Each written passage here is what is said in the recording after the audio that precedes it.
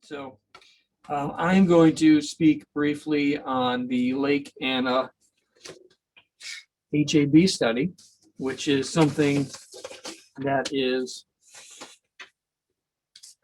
it's part of LAC's work right now. See if I can find my notes. Here we go. So many lake residents and businesses have expressed their number one concern about the lake and their property values is harmful algae blooms, known as HAB. That concerns people that have investments here. That concerns people that are investing or want to invest here. It concerns realtors. It concerns developers. It concerns business people.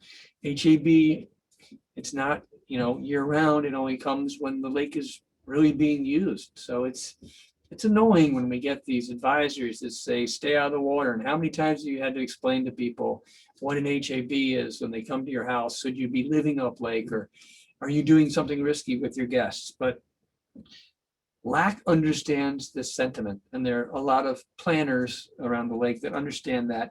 So what LAC did is contracted with a group called Solitude Lake Management, and we have contracted for a $48,500 comprehensive study of the situation. And the goal was to provide initial data that leads to mitigation efforts. Now, the chairman of the subcommittee, HAB subcommittee, is John Cassell. He's not able to join us today, so I have compiled this report. So he is extremely dedicated and is doing an amazing voluntary job on this, as are other members of groups around the lake, which you'll hear from here shortly.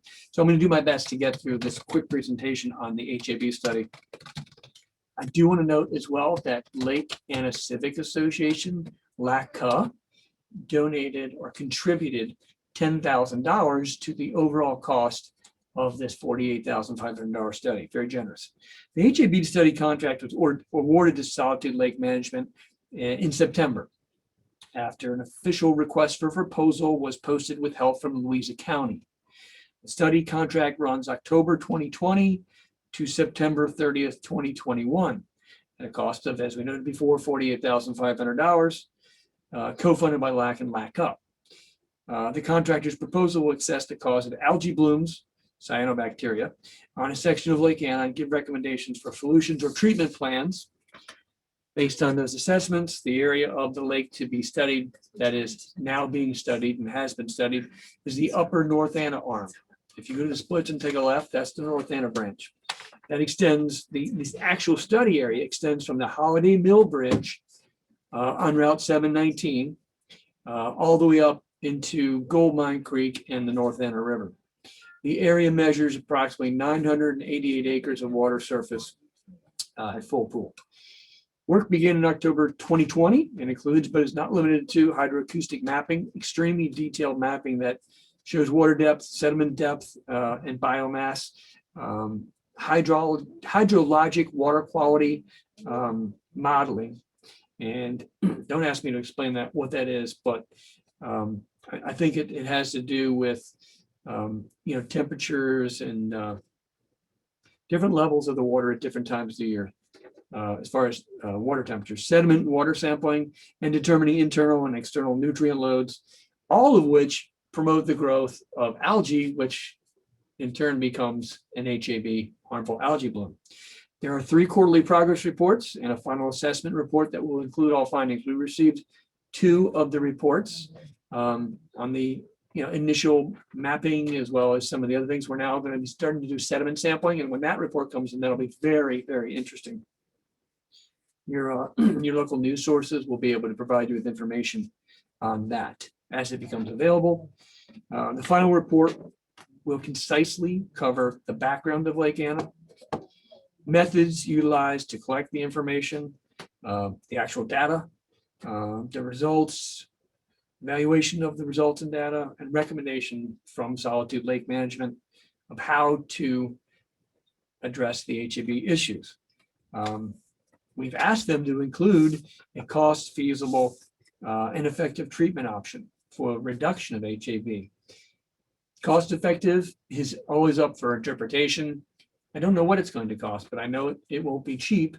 And everybody will have to probably do their part outside of any type of actual mitigation efforts undertaken by lake planners. So just make a long story short, the study should basically identify what is the cause of the harmful algae blooms, and then permit LAC and other lake planners and stakeholders, state agencies, to examine possible mitigating solutions. Okay, so that is your update on HAB study and hopefully some mitigation. There are people that are just as concerned as you are about this, and it has been the topic of conversation at our meetings quite a bit. And we don't have millions of dollars to take care of this issue like that. In fact, in the Great Lakes, where they have even worse algae problems, it's taken over 30 years to even get a start on it. So we're much smaller than the Great Lakes. That's the good news. And I think we are going to make more steps towards progress in the near future. So that is it. Hopefully I won't be talking much more. Oh, we do have a question. It says here from Linda, if the study concludes 9/31/21, when do you expect the final study report to be received? And that is a very good question. Sometimes I think a really strong, I don't know, is better than just making up something. I don't know the answer to that, but I bet John would know. I'll get the answer for you. I think I remember that the final report would take a few months after, the conclusions would take some time after the final phase study was completed. So I'm sorry I don't have a better concrete answer for you, but I will get you an answer if you send me an email, and I'll respond to it. Okay.